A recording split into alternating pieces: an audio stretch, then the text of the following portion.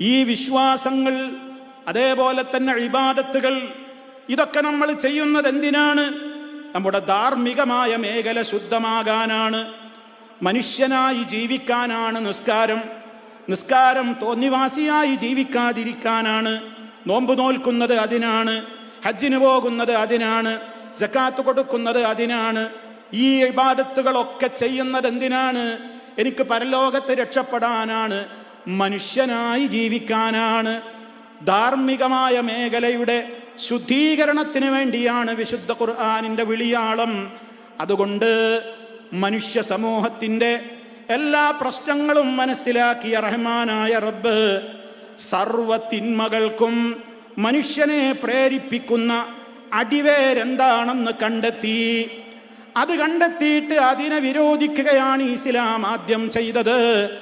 അതാണ് ഇന്നമൽ ഖംറു, മദ്യം എന്ന് പറയുന്ന മഹാവിപത്ത്. ലഹരിക്കെതിരെ അതിശക്തമായ നിലക്കുള്ള ആഹ്വാനമാണ് വിശുദ്ധ ഖുർആൻ നടത്തിയത്. പലരും ചോദിക്കും, ലഹരി കൊണ്ട് പല ഉപയോഗങ്ങളുമില്ലേ? തൽക്കാലം ചില ടെൻഷനൊക്കെ ഒന്ന് മാറുന്നില്ലേ?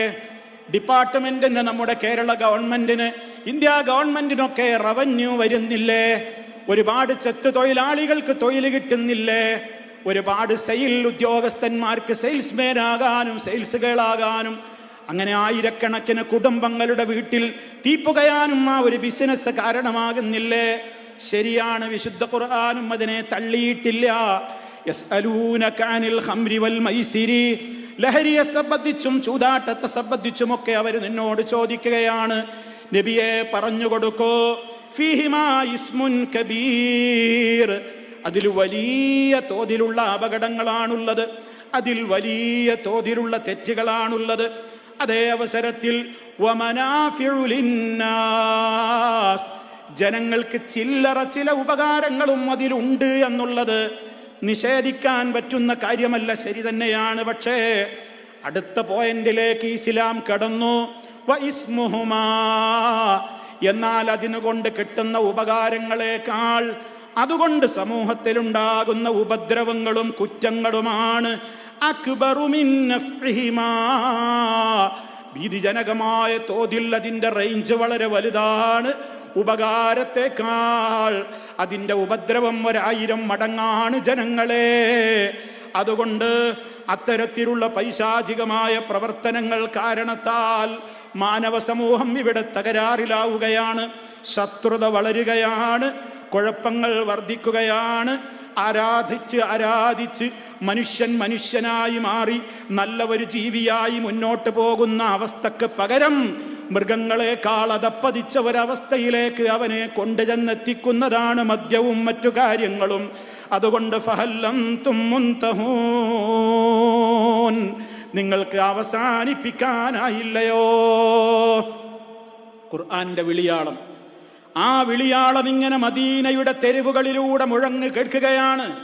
ആ സമയത്ത് പല സ്വഹാബിമാരും ചുണ്ടോടടിപ്പിച്ച മദ്യത്തിൻ്റെ ചഷകങ്ങളുണ്ട്, കോപ്പകളുണ്ട്, ശേഖരിച്ചു വെച്ച പാത്രങ്ങളുണ്ട്, കന്നാസുകളുണ്ട്. അത് മുഴുവനും അങ്ങ് തല്ലി തകർക്കുകയാണ്. മദീനയുടെ തെരുവീതികളിലൂടെ മദ്യത്തിൻ്റെ പുഴയൊഴുകി എന്നുള്ളത് ഭംഗിവാക്കല്ല, അത് ചരിത്രം രേഖപ്പെടുത്തിയ യാഥാർത്ഥ്യമാണ്. അവിടെ മറ്റു കാര്യങ്ങൾക്ക് പിന്നെ ചിന്തയില്ല. റഹ്മാനായ റബ്ബിൻ്റെ വിളിയാളമാണ്. റബ്ബാണ് പറയുന്നത്, ജനങ്ങളെ ഇതിൽ ഉപദ്രവമാണ് കൂടുതലുള്ളത്, ഉപകാരമല്ല, അവസാനിപ്പിച്ചോളൂ, അതാണ് നിങ്ങൾക്ക് സുരക്ഷ. അവരവസാനിപ്പിച്ചു. ഇൻതഹൈന, ഞങ്ങൾ അവസാനിപ്പിച്ചു എന്ന് പറഞ്ഞുകൊണ്ട് ഒരു സമൂഹം അതാ മദ്യത്തിൻ്റെ ഭാഗത്ത് നിന്ന് പൂർണ്ണമായും അവര് മുക്തരായി. ഇന്നിൻ്റെ ലോകം എന്താണെന്ന് ഞാൻ നിങ്ങളോട് പറയേണ്ടതുണ്ടോ? എന്തേ അള്ള പറഞ്ഞില്ലേ? ഇതുകൊണ്ടുണ്ടാകാൻ പോകുന്ന ദൂഷ്യങ്ങൾ എത്രത്തോളമാണ്? എന്തേ ഏതൊരു തെറ്റുകൾ എടുത്തു നോക്കൂ, ലഹരിയാണ് അതിൻ്റെ പിന്നിലുള്ളത്. ലഹരി കച്ചവടക്കാരുണ്ട്, മാഫിയകളുണ്ട്, അതിൻ്റെതായ കരിയർമാരുണ്ട്, അതെത്തിച്ചു കൊടുക്കുന്നവരുണ്ട്. മാതാപിതാക്കൾ കുടുംബസമേതം ഒന്നിച്ചിരുന്ന് MDMA അനുഭവിക്കുന്നവരുണ്ടെന്ന്. മയക്കുമരുന്നിൻ്റെതായ ലോകത്ത് നിന്ന് എങ്ങനെയോ ഒരു കുതിരത്തുകൊണ്ട് രക്ഷപ്പെട്ട് മീഡിയകൾക്ക് മുമ്പിൽ മനസ്സ് തുറന്ന ഓ ചെറുപ്പക്കാരെ, നിങ്ങളെപ്പോലെയുള്ള ഒരു ചെറുപ്പക്കാരൻ എത്രയോ കാലമായി സിന്തറ്റിക് ലഹരിയുടെ ലോകത്ത് തിമർത്താടി ജീവിച്ചിട്ടുള്ള ഒരു പയ്യൻ മീഡിയകളോട് പറഞ്ഞ വാർത്തകൾ കേട്ടാൽ ആർക്കാണ് ഞെട്ടിത്തെറിക്കാതിരിക്കാൻ സാധിക്കുക? ആ മോൻ പറയുന്നത് എന്താണെന്നോ, അവരതിൻ്റെ വിൽപ്പനക്കാരനായിരുന്നു, അവനത് ഉപയോഗിക്കുന്നയാളായിരുന്നു. അത് കഴിച്ചാൽ പിന്നെ മണിക്കൂറുകളോളം മനുഷ്യൻ നിന്ന് തുള്ളുകയാണ്. അവന് ഉറക്കം വരില്ല, വല്ലാത്തൊരു വീര്യമാണ് അവന് വരുന്നത്. അതേപോലെ തന്നെ അവൻ്റെ മുമ്പിൽ പിന്നെ ബാപ്പയല്ല, ഉമ്മയല്ല, ഉമ്മയും അവൻ്റെ കാമം തീർക്കുവാനുള്ള ഭോഗവസ്തുവാണ്. ഈ അടുത്തല്ലേ നമ്മുടെ മലയാളക്കര സാക്ഷ്യമായത്? ഒരു ഉമ്മയതാ മീഡിയകളെ വിളിച്ചു വരുത്തിയിട്ട് മീഡിയകളുടെ മുമ്പിൽ ഒരു ഉമ്മ പൊട്ടിക്കരയുകയാണ്. മുഖം മറച്ച ഒരു ഉമ്മ. ആ ഉമ്മയാരാണെന്ന് കാണാതിരിക്കാൻ, എന്നാൽ അവർക്ക് തൻ്റെ മോനെക്കുറിച്ച് പറയാതിരിക്കാനും വയ്യ. മീഡിയകളോട് പൊട്ടിക്കരഞ്ഞുകൊണ്ട് ആ സഹോദരി പങ്കുവെച്ചതെന്താ? എൻ്റെ മോൻ എൻ്റെ വീട്ടിലേക്ക് രാത്രി കയറി വരുമ്പോൾ ഞാൻ പൂച്ചയെപ്പോലെ പേടിച്ചെൻ്റെ റൂമിലേക്ക് ഒതുങ്ങാറാണ് പതിവുള്ളത്. വാതിൽ ലോക്ക് ചെയ്യാതെ എനിക്ക് കിടന്നുറങ്ങാൻ ധൈര്യം വരുന്നില്ല. എൻ്റെ മോൻ എൻ്റെ അടുത്ത് വരികയാണ്. ഉമ്മ എന്ന സ്നേഹത്തോടെ ഉമ്മ വയ്ക്കാനല്ല, അവൻ്റെ കാമം തീർക്കാനുള്ള ഭോഗവസ്തുവായി 10 മാസം അവനെ നൊന്തുപറ്റ ഉമ്മയെ ലൈംഗികമായ ആവശ്യത്തിന് വേണ്ടി പ്രാപിക്കുവാൻ വേണ്ടി ഉമ്മയെ സമീപിക്കുന്ന ബെഡ്റൂമിൽ ചെന്ന് ഉമ്മയെ സമീപിക്കാൻ വരുന്ന മോനാണ്. ഞാൻ എങ്ങനെ ഉറങ്ങാൻ എനിക്ക് സാധിക്കുന്നില്ല. എല്ലാവർക്കും അവരവരുടെ മക്കൾ ഉമ്മമാർക്ക് തുണയല്ലേ?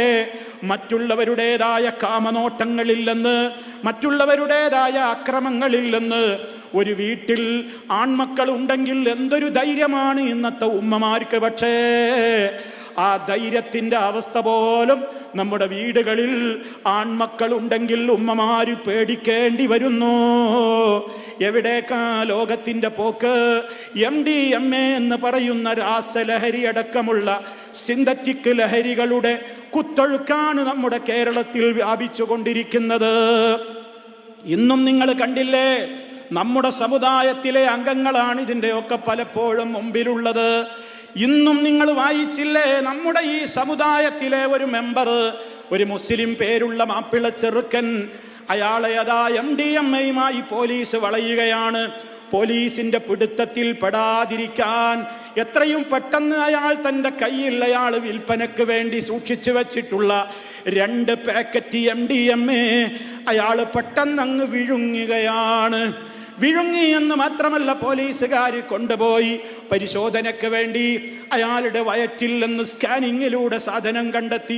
അത് പുറത്തെടുക്കാനുള്ള ശ്രമങ്ങളിൽ ഏർപ്പെടുമ്പോഴേക്ക് ബോധം പോയി ആ ചെറുപ്പക്കാരൻ മയ്യത്തായി, മരിച്ചു വീഴുന്നു. ഓ ഉമ്മമാരെ, എവിടേക്കാണ് നമ്മുടെ സമൂഹം എത്തിപ്പെടുന്നത്? എത്രയെത്ര തട്ടമിട്ട പെൺകുട്ടികളാണ് ഇതിൻ്റെ കരിയർമാരായി പോകുന്നത്. എന്തേ നമ്മുടെ മക്കൾക്ക് സംഭവിച്ചത്? എന്തേ നമ്മുടെ സമുദായത്തിന് സംഭവിച്ചത്?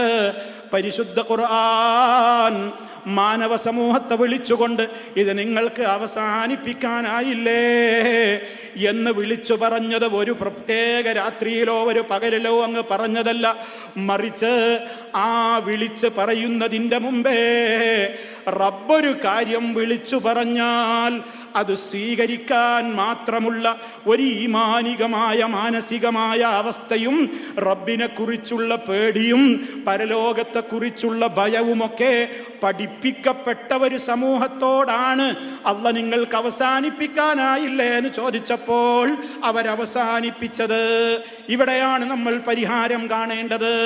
എന്തേ പ്രശ്നം എന്ന് അന്തിച്ചർച്ചകളിലൂടെ ചാനലുകൾ ചർച്ച ചെയ്തിട്ട് ഒരു കാര്യവുമില്ല.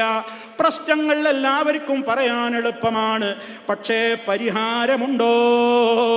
അതാണ് ഖുർആനിന് പറയാനുള്ളത്. അതേ ഒരു സമൂഹത്തെ അള്ളാഹു എങ്ങനെയാണോ പരിവർത്തിപ്പിച്ചത്, ഏകനായ റബ്ബിന്റെ മുമ്പിലേക്ക് മരണാനന്തരം പോയി നിൽക്കണമെന്നും വിചാരണയുണ്ടെന്നും ഈമാനികമായ നിലക്ക് താൻ ഉന്നതി പ്രാപിച്ചിട്ടില്ലെങ്കിൽ കത്തിയാളുന്ന നരകത്തിയിൽ വെന്തരിയേണ്ടി വരുമെന്നുമുള്ള ആ ഒരു മതരംഗത്തുള്ള മതബോധവും ആ ധാർമ്മികമായ പാഠവും നമ്മുടെ മക്കൾക്ക് കിട്ടാതെ പോകുന്നു. അതാണ് പരിഹാരം.